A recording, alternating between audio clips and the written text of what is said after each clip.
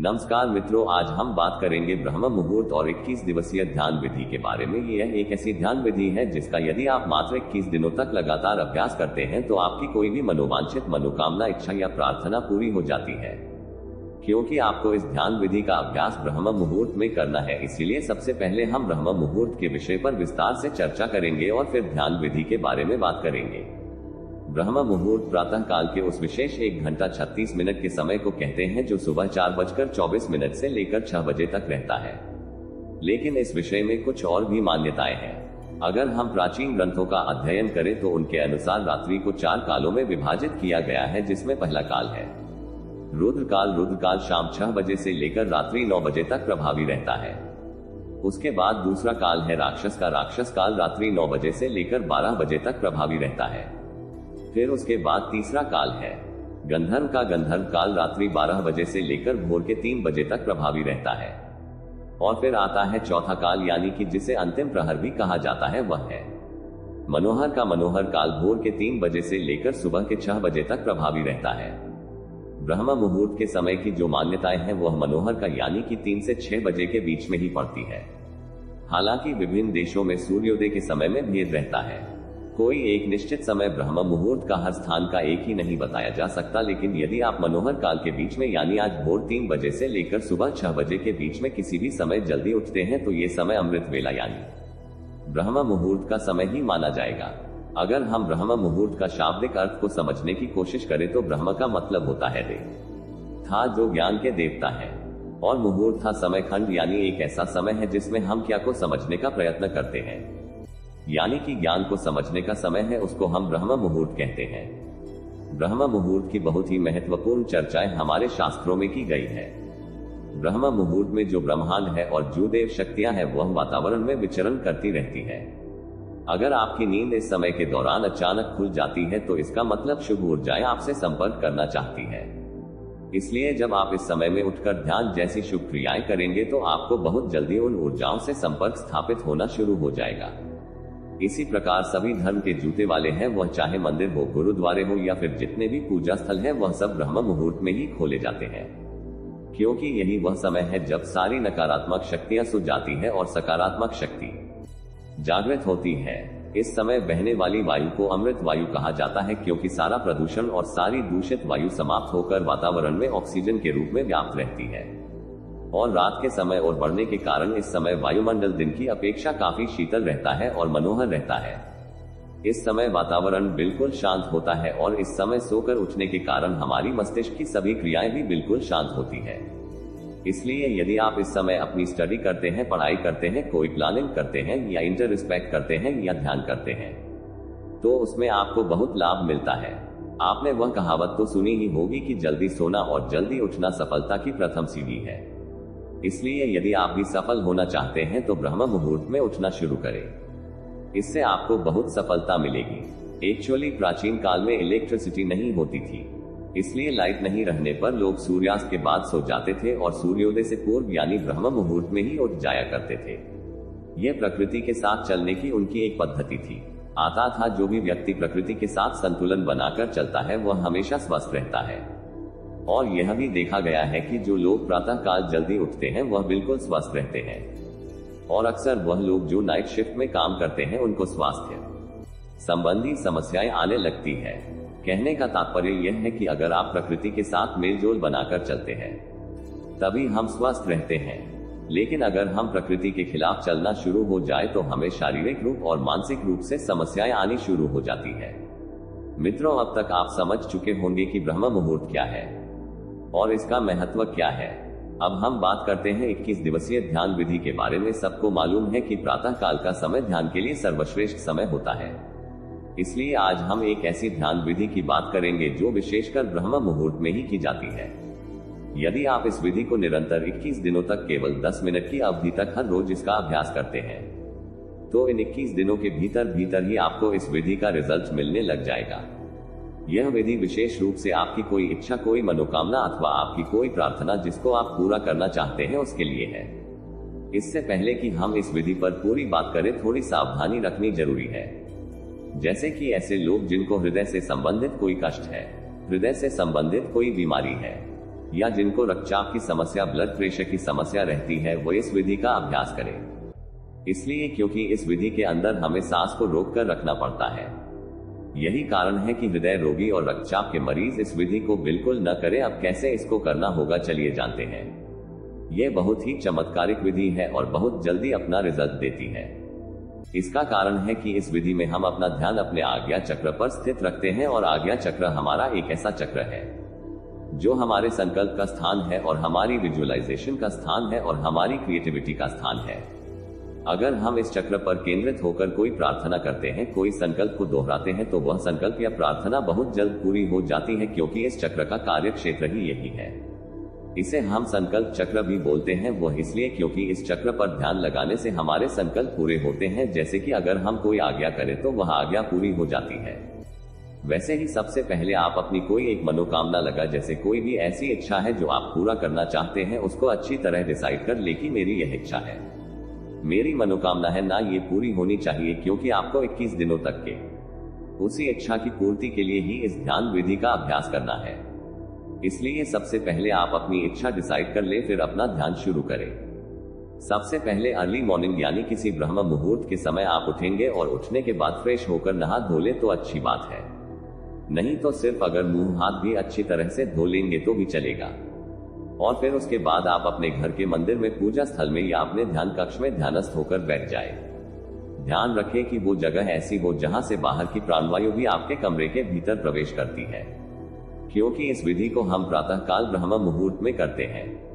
अतः इस समय आपको शुद्ध प्राणवायु की जरूरत रहेगी, तो ऐसे स्थल पर बैठना है जहां पर खुली हवा आपको अपने रूम में आती रहे। और जब आप ध्यानस्थ होकर बैठे थे तो कमर सीधी करके और गर्दन सीधी करके दोनों हाथों को घुटनों पर रखकर बैठ गया। इसके बाद मुट्ठी बंद कर ले और पहले 2-3 मिनट अपने मन को शांत करें और शरीर को स्थिर कार्य करें। जब आपका मन शांत हो जाए, शरीर स्थिर हो जाएगा तथा श्वास सामान्य हो जाए, फिर आपको अपना ध्यान अपनी आज्ञा हर लेकर जाना है। आज्ञा चक्र यानी कि दोनों भौहों के बीच में जहां पर हम तिलक लगाते हैं या बिंदी लगाती है, उस स्थान पर आप अपने अवधारणा को, अपनी अटेंशन को लेकर आएंगे और वहीं पर पूरा समय में आप अपना ध्यान बनाकर रखेंगे। अब आपको इसी जगह पर लगातार अपने मानसिक नेत्रों से इस स्थान को महसूस करते रहना होगा। जब आप अपने मानसिक नेत्रों से इस स्थान को महसूस करते रहेंगे तो अपना ध्यान यहाँ पर बनाए रखेंगे। फिर आप एक लंबी गहरी सांस भरेंगे और लंबी गहरी सांस भरकर उसको अंदर ही रोक कर रखेंगे।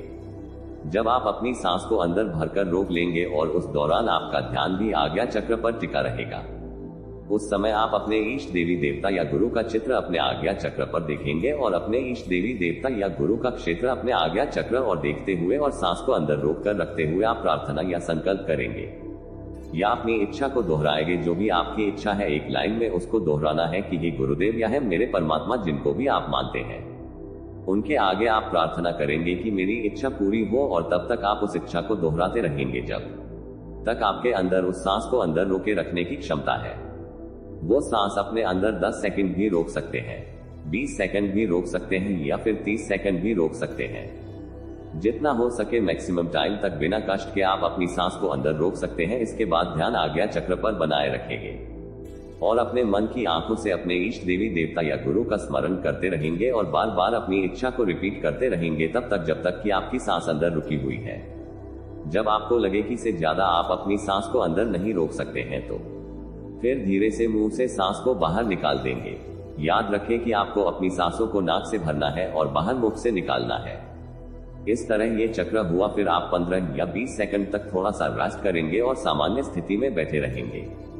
रेस्ट के बाद तुरंत दूसरा चक्र शुरू करना है, यानी कि फिर से एक लंबी गहरी सांस भरना है, सांस को अंदर ही रखना है, फिर अपने ध्यान को आज्ञा चक्र पर ठिकाना है।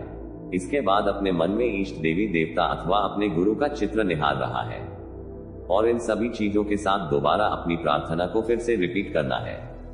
अपने संकल्प को, अपनी इच्छा को फिर से दोहराएंगे और तब तक दोहराते रहेंगे जितनी देर आपकी सांस अंदर रुकी रहेगी। और जब आपको लगे कि से ज्यादा आप सांस को नहीं रोक सकते तो सांस को मुंह से बाहर निकाल दें और फिर कुछ सेकंड तक वेस्ट करें।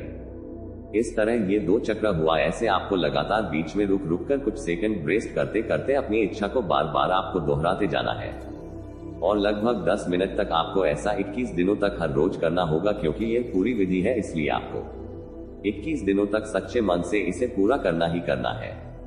तभी आपकी सारी इच्छाएं पूरी हो सकती है। अगर आपने बीच में मिस कर दिया या छोड़ दिया गया तो आपकी मनोकामनाएं पूरी होने की संभावना कम है। आखिरकार ऐसा क्यों होता है और इस विधि की साइंस क्या है? पहली बात, हमारा आज्ञा चक्र, जैसे मैंने आपको पहले भी बताया है, ये हमारा संकल्प का स्थान है, ये हमारे विजुअलाइजेशन का स्थान है, ये हमारा आज्ञा का स्थान है।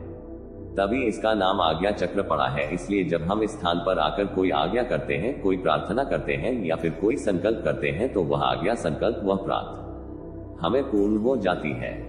हम जो भी आज्ञा चक्र पर केंद्रित होकर कोई ऐसी चीज की डिमांड करते हैं तो वह डिमांड पूरी हो जाती है, क्योंकि यह इच्छा पूर्ति का स्थान है।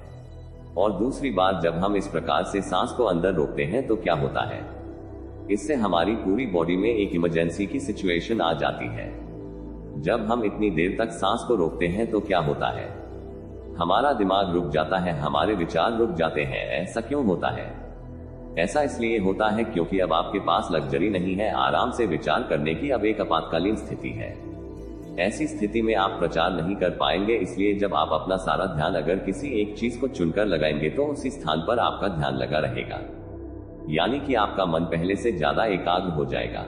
तो जब आप सांस को भरकर रोकते हैं तो ये दूसरी महत्वपूर्ण चीज है। और तीसरी बात यह है कि जब आप इस प्रकार एकाग्र हो जाते हैं और बार बार अपनी मनोकामना को रिपीट करते हैं तो क्या होता है, इससे धीरे धीरे आपकी इच्छा आपकी चेतन मन से अवचेतन मन में चली जाती है। यानी वह इच्छा 1 दिन बाद, 2 दिन बाद या 3 दिन बाद जो विचार आप बार बार दोहरा रहे हैं वह आपके अवचेतन मन में जाना शुरू हो जाता है, जो हमारे मन का गहरा ताल है। और अगर आप किसी विचार को अपने अवचेतन मन में यानी किया सबकॉन्शियस माइंड में उतार देते हैं तो लॉ ऑफ अट्रैक्शन के अनुसार वह इच्छा आपकी पूरी हो जाती है। यही इसकी साइंस है। इसमें तीनों चीजें विशेष रूप से कार्य करती है। पहला, आज्ञा चक्र, क्योंकि यह आज्ञा का स्थान है इसीलिए हमारी आज्ञा को पूरी करता है। दूसरा, एहसास, जब अपने अंदर रोक कर रखते हैं तो शरीर में इमरजेंसी की स्थिति हो जाती है, जिससे आप हालतों के विचार करने से बच पाते हैं और आपका मन एकदम से एकाग्र हो जाता है। तीसरी चीज, जब आप अपने अवचेतन मन को खोल रहे होते हैं तब आपकी जो इच्छा है वह आपके अवचेतन मन में चली जाती है, जिससे उस इच्छा पूर्ति के द्वार खुलने शुरू हो जाते हैं। और एक और जो सबसे महत्वपूर्ण बात है वह आप इस विधि को ब्रह्म मुहूर्त के समय में कर रहे हैं। ब्रह्म मुहूर्त का समय की जो विशेषता है वह मैंने शुरू में ही आपको डिटेल में बता दिया है कि अगर हम कोई विधि ब्रह्म मुहूर्त के समय में करते हैं, यानी है प्रातः काल में करते हैं, तो ये समय देवताओं का समय है, परमात्मा का समय है। अतः इस समय में आप अपने शुद्ध मन से कोई भी प्रार्थना करते हैं तो वह प्रार्थना आपकी जरूर सुनी जाती है। तो अब आप पूरी तरह समझ चुके होंगे। अगर आप भी कोई संकट में फंसे हुए हैं और आप उस संकट से बाहर निकलना चाहते हैं तो संकट से बाहर निकलने के लिए आप इस प्रकार से ध्यान करें। या आपकी कोई बहुत जरूरी कोई आवश्यक इच्छा है या मनोकामना है या कोई जरूरत है जिसे आप जीवन में पूरा करना चाहते हैं, तो उस इच्छा या जरूरत को आप इस विधि से अपने जीवन में पूरा कर सकते हैं। एक बात और, ऐसी कोई भी इच्छा पूर्ति के लिए इस विधि का प्रयोग न करें जिससे दूसरे का नुकसान हो, अन्यथा इसके दुष्परिणाम के जिम्मेदार आप खुद होंगे। आप इस विधि का अभ्यास सच्चे मन से करें, क्योंकि यह विधि हमारी आजमाई हुई विधि है। खुद मैंने अपने जीवन में इसको कई बार आजमाया है और हमेशा इसमें सफलता हासिल किया है, इसलिए आप भी सफल होंगे। इसका अभ्यास निरंतर करें, आपको बहुत लाभ होगा। भारत के सबसे स्वच्छ शहर इंदौर में प्लॉट और घर लेने के लिए हमसे कांटेक्ट करें 9555924883। दिए गए मोबाइल नंबर पर कॉल करें। अधिक सोचिए मत कॉल करिए और ऑनलाइन ही अपना प्लॉट बुक कीजिए और अपने फ्यूचर को ब्राइट बनाएं। और चैनल पर नए हो तो सब्सक्राइब जरूर करें। धन्यवाद।